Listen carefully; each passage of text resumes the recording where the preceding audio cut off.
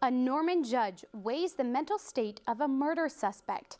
A campus preacher targets OU students on the South Oval, and teacher pay advances. But where's the money? This is OU Nightly.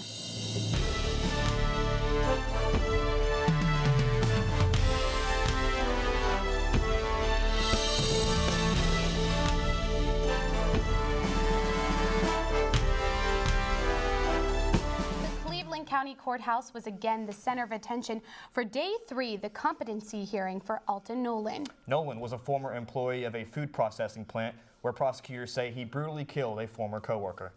Nolan has requested that he be executed. OU Nightly's Ashley Brown was in the courtroom this morning as more witnesses were called to the stand. Today is day 3 of the Alton Nolan hearing to determine his competency. He hasn't been in the courtroom since he was removed Monday for an outburst. A psychiatrist that evaluated him was called to the stand today, saying he did show some signs of mental illness, but she wasn't able to make a complete diagnosis because of his refusal to answer questions and the short time she had with him. There's no clear picture right now on exactly what the judge is going to decide. From the Cleveland County Courthouse, Ashley Brown, OU Nightly. That psychiatrist did say that Nolan rarely responded to her questions or would say no comment. She did say, though, that when he did respond, his thoughts were very unorganized. Our OU Nightly team will continue to update you on this competency case as it progresses. U.S. Immigration and Customs Enforcement authorities arrested 75 undocumented immigrants across Oklahoma and North Texas. But ICE said the operation was not part of an increased effort by the Trump administration to target undocumented immigrants. The agency has routinely conducted identical operations for up to a decade. All the immigrants arrested had prior convictions, 25 of which were arrested in Oklahoma. In fiscal year 2016, ICE removed more than 240,000 undocumented immigrants.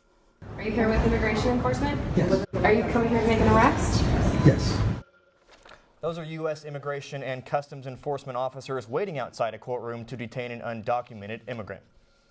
The Los Angeles Police Department has seen a 10% drop of domestic violence reports in the Hispanic community, but not because there's no crime. They're simply going unreported because many undocumented citizens are too afraid of being deported once they come forward. Imagine somebody being the victim of domestic violence and not calling the police because they're afraid that their family will be torn asunder because of immigration enforcement. Beck also said reports of rape in the Latino community dropped by 25% compared to the same time last year. Joseph Quinton is in the News Center with more on President Donald Trump's memo to reorganize the National Security Council. Joseph? Well, Sammy, controversy reigned after Trump pulled the trigger to give Chief Strategist Steve Bannon access to high-level meetings. But that decision is being reversed today after Trump issued a memo detailing his plan to reorganize the National Security Council. Along with removing Bannon from the NSC, the memo restores the Director of National Intelligence to the principal committee. And after yesterday's chemical weapon attacks in Syria that killed scores of civilians, President Trump commented on the matter earlier today. During a conference with the King of Jordan, Trump condemned the attacks and went as far as saying this about Syria. I now have responsibility, and I will have that responsibility and carry it very proudly. The U.S. Ambassador Nikki Haley also said that the Trump administration would take action against Syria if the United States or nations does not. And the small town in Colombia experienced a month's worth of rain over just 2 days, and the death toll has continuously risen. As of now, CNN reports 273 deaths. The death toll has consistently risen due to mudslides caused from the flooding. A high school principal in Pittsburgh, Kansas has also resigned after 3 of his high school journalism students found that she lied about her credentials. Thanks, Joseph. The South Oval is known for being a free speech zone, but as Nightly's Catherine James shows us, sometimes it attracts unwelcome visitors. We're here calling you to repentance and faith in Jesus Christ. I'm Brother Jed. George Edward Smock, better known as Brother Jed, goes from university to university preaching hatred. Preaching confrontational evangelism to all the, quote, whores, homos, and trannies on campus. With a style that gathers crowds, sometimes getting violent reactions, Smock was even featured in a reality TV show pilot for country music television. I don't think that everybody's condemned to hell, and I don't support telling people they're condemned to hell. It's just a team of 3 people out here telling you what you're doing is wrong, and you people go wild. After 2 days of Smock, the South Oval is finally back to normal. Catherine James, OU Nightly. OU Nightly asked President Boren's office the difference between this experience and previous situations where protesters were asked to move off campus. Press Secretary Matt Upding said the university monitors situations closely and will intervene when the safety of the public or speaker may be endangered. This morning it was a little brisk walking to class, a little different than earlier this week. It was a little cold too, Needed Sammy. a jacket. I think partly because of those high winds. Sawyer, can you tell us more about that? Yeah, guys, those winds are coming out of the northwest, gusting at times to 20, but currently across the state, we're right around normal for this time of year, mid-60s across most of us, for most of the state, and then up in the Panhandle, especially out in Cimarron County where they've had, where they got up to 6 inches of snow, they're down in the 40s or so. But overall, we're still right around normal. Coming up in just a little bit, we're going to talk about these gusty winds and how long they're going to last. Above normal temperatures are on the way, and we do have potential for a late weekend system. I'll have more on that in just a little bit. Thanks, Sawyer. Today, Oklahoma Insurance Commissioner John Doak praised the Weather Research and Forecasting Innovation Act of 2017 after it cleared the House yesterday. This gives the go-ahead for the National Weather Service to establish a number of programs to enhance forecasting and alerts. Doak said he believes this bill will save lives and property. Doak isn't the only Oklahoma official praising the Trump administration today. Governor Mary Fallin praised President Trump for authorizing emergency grazing on Conservation Reserve Program lands in Oklahoma due to the wildfires that scored parts of northwest Oklahoma. The USDA estimates that in Oklahoma more than 380,000 acres burned, 3,000 cattle died, and fences worth $22 million were destroyed. Still ahead on OU Nightly, picking between a job you love and a state you call home. Plus, AAA discovers a troubling study of distracted drivers. Stay with us.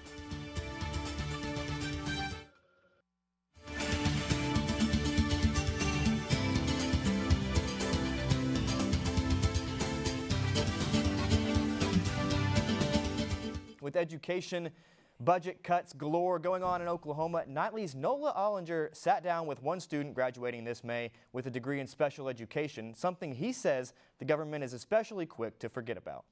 Jordan Rayfield is a regular college student who loves music, OU football, and friends.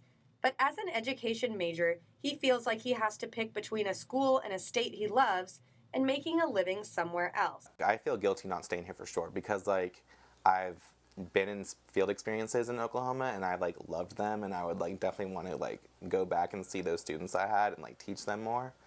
Rayfield sees the problems that budget cuts have created firsthand, like his students going down to a 4-day school week, and thinks Oklahoma is failing them. In a 5-day week, you have Monday and Friday, which is never good instructional days because Monday they're too tired, Friday they're too excited. And so you have Tuesday, Wednesday, Thursday to kind of get all your instruction in to where that's going to be your most meaningful instruction. But now that they have 4 days, they're cut down to only Tuesday and Wednesday being their good teaching days. It's not just about budget cuts for education in Oklahoma, Rayfield says, but moves President Trump has made to dismantle the Affordable Care Act. Most of my students take medication to get through their day. People don't think about the student with autism who needs some sort of medicine so that he can focus, or a student with Down syndrome so he has medicine so he doesn't have a seizure. Job uncertainty makes his future questionable, but he says resemblance is canning. It's all worth it. What's your favorite part about working with people with special needs? Oh my God, I can go on. Everything. Because of Oklahoma's problems, Rayfield says he plans to stay in school, earn his master's, then head across the Red River, to Texas to find a job.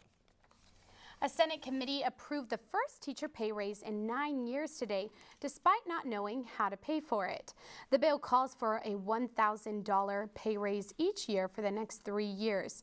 Some ideas to fund the bill are increasing fuel tax, sales tax, and eliminating some tax subsidies and cutting agency budgets. And Pam Ortega joins us now with details on the nation's E. coli outbreak. Pam? That's right, Sammy. Now there's a factory to blame for the national E. coli outbreak. The FDA has ordered the shutdown of Dixie Dew products in Kentucky. The factory produces the I.M. healthy soy nut butter that led to 29 people getting sick in 12 different states. And a vaccine tackling the Zika virus is being tested in 11 clinics, including sites in Miami and Puerto Rico. The randomized controlled trial will involve giving 90 healthy adults either a placebo or varying amounts of the vaccine.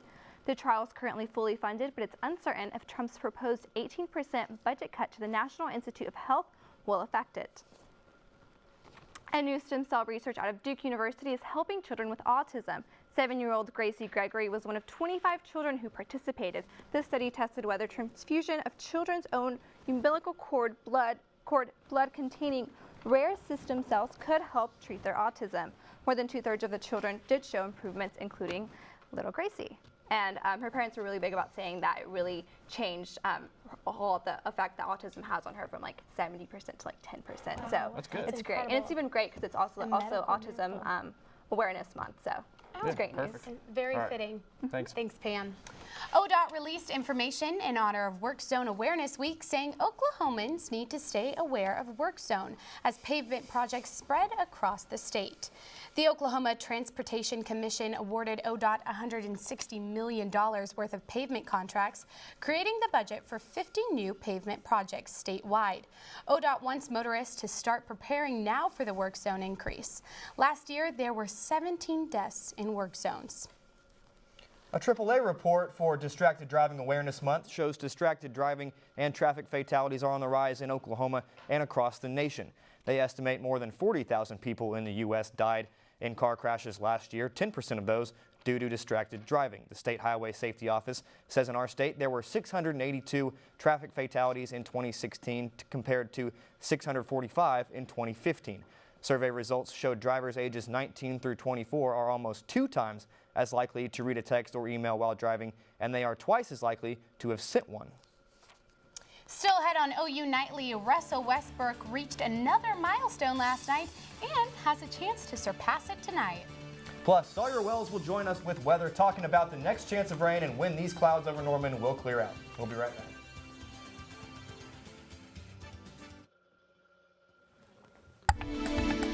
And welcome back to OU Nightly. We've got some video of some damage that happened in Goodman, Missouri, which is right along the Missouri-Arkansas border, just south of Springfield. And while we don't have a rating yet on this tornado, the winds were verified at 120 miles per hour, and that shows you what some of these winds can do. So just crazy all around. Luckily, though, here in Norman right now, we're not experiencing any of this, though the winds are gusty, but not nearly 120 miles per hour. So we're steady at 22, and we've got 63 degrees outside right now. And those clouds are starting to clear out, thankfully, so we're going to get some sun the next few days. Now, our 24-hour rainfall amounts over the past several days, or past 24 hours, like I just said. Norman just kind of missed it. We got 300ths of an inch up in Oklahoma City, and then all of eastern Oklahoma got anywhere from 500ths of an inch to just over a half inch down the southeast. So the system really missed us, but thankfully off to the east they did get some rain. Now lows tonight we're looking more towards normal. We're going to be in the upper 30s, some lower 40s across the state. And tomorrow we're going to warm up a little bit more, be above normal. We'll be in the upper 60s or lower 70s, mainly across the southern portions of the state. So let's look at what one of our models. We've got the low pressure system, and that's what's causing all the severe weather down in the southeast. Multiple tornado warnings all up and down. There's tornado watch that runs all the way from southern Indiana back down through Alabama and over into Georgia. And so this is going to move on off to the north and east, maybe get some snow up in the northeast. And then behind it, we've got these high pressures coming in. So we're going to be dry for several days, and then by the end of the weekend, we may have this system move into our area. Right now, though, I've only got us at, I think, about a 30% chance. So our 7-day looks like this. Sunny skies Thursday, Friday, and Saturday. Warm back up, almost 80 degrees. We could hit some lower 80s, especially down near the Red River. Those southwest winds, though, are going to pick up 15, 20 miles per hour. And as we go on in through the earlier parts of next week, we'll cool down a little bit as clouds do return, although the rain chances still are minimal, so I'm not expecting us to get any really accumulation right now, but it will cool us off enough to get right near normal. Those winds in Missouri were pretty high. It seems like a lot of times we didn't quite have 120 miles here in Norman. No. Thank goodness. Yes. Thank goodness. Yeah. Thanks, Sawyer. A dramatic return for a key piece on the Oklahoma baseball squad. Plus, a look at tomorrow's first round of the Masters after today's action was washed out. Don't go anywhere. Tori Johnson joins us right around the corner.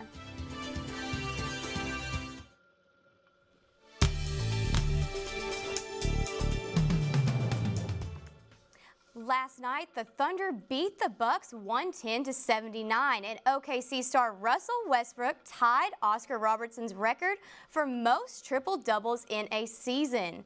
Westbrook is looking to match Robertson as the only player to ever average a triple-double for an entire year. Russ secured his 41st triple-double in the third quarter with 12 points, 13 boards, and 13 assists. Westbrook also tied Wilt Chamberlain as fourth on the all-time triple-double list. Deafening MVP chants echoed in the Peak. You've been getting this season for what you've been doing. Unbelievable, man. I can't thank everybody across the world, all the fans, all the kids, all the families for supporting me and my journey and me playing basketball. I think it's an amazing thing. It's just blessed to be able to do it at a high level, and so thankful. This is your seventh. The weather continues to rage in Augusta and unfortunately rained out OU sophomore Brad Dowkey's opportunity to compete in the Par 3 contest. The contest and remaining practice rounds have been canceled, but Dowkey is set to tee off at 10:29 a.m. on Thursday. Dowkey is paired with James Hahn and 1991 Masters champion Ian Woosnam. OU baseball picked up a big win over ORU last night, largely due to senior Stoney O'Brien's grand return. That is his Grand Slam return. The senior first baseman missed more than 3 weeks for a UCL injury many thought he would never return from. The number 9 ranked Sooners bats got red hot in the 7th, and as Steele Walker ripped an RBI double to tie the score at 2, O'Brien came up to bat with bases loaded and hit a dinger over the wall and right to put the Sooners ahead 6-2. The Sooners hit the road this weekend for a series at Texas. You can't script it any better to have Stoney O'Brien. I mean, that's why I say, Stoney, thanks for a great memory for all of us. I think my swing actually feels better now than it did before I got hurt. So I'm just feeling good and ready for this weekend series against Texas. The number 11 ranked OU softball has won 8 straight and take on Arkansas tonight. It is also the softball team's 3rd annual Bark in the Park. The first 50 dogs get a free bandana and a reflective dog tag. Hot dogs will also be just $1 while supplies last. So get your pup and head down to Marietta Hines Field at 5 p.m. And Wednesday means wine time. Winer of the week.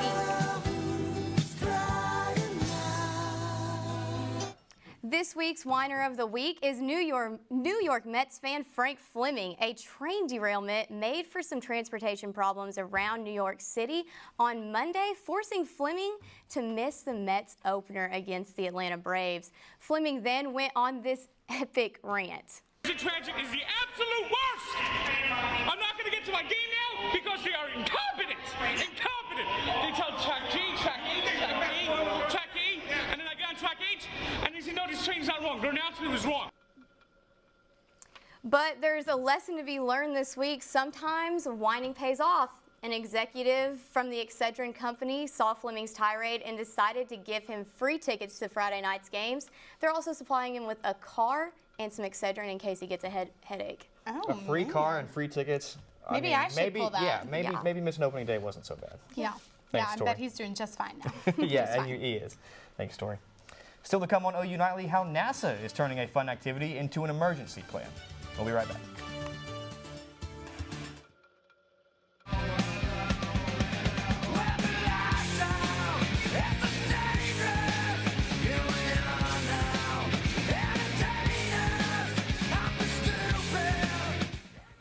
I'm Allison Stewart at the OU Nightly Update Desk. Woodward Public School officials evacuated all students from the high school this morning after receiving a bomb threat. The Highway Patrol called in its bomb squad to search the school for a possible explosive device. School administrators led students to the designated safety zone where they were later released to go home. The district is now waiting on law enforcement to clear the facilities. That's all for now. Back to you in this newsroom. Taking a ride on a zip line is something people do for fun, but for NASA, it could be life or death. The space agency plans to use zip lines as emergency escape tools. At Florida's Cape Canaveral, NASA is unveiling the new zip line escape system.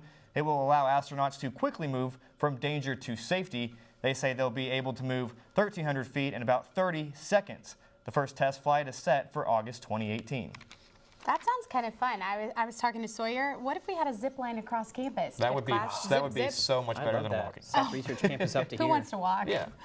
Yeah. Sorry, can we get a quick look at weather for tonight? Yeah, so tonight the winds are going to die down, so if we do build a zip line, it's going to be okay. And northwest winds 10 to 15 miles per hour, they'll calm down to 5 to 10. We'll get into the upper 40s by midnight. Perfect. Sounds Awesome. good. Good weather. Yeah. Good weather for Mom's weekend. Yeah, Mom's weekend's coming up. My mom's coming down. My mom's flying from Colorado to Norman. Perfect. I'm excited to see her. All right. My mom's not coming. Well, Oh, dang. thanks for watching OU Nightly, brought to you by Gaylord College at the University of Oklahoma. We'll see you back here tomorrow night, live at 4:30. Have a great evening. Good night.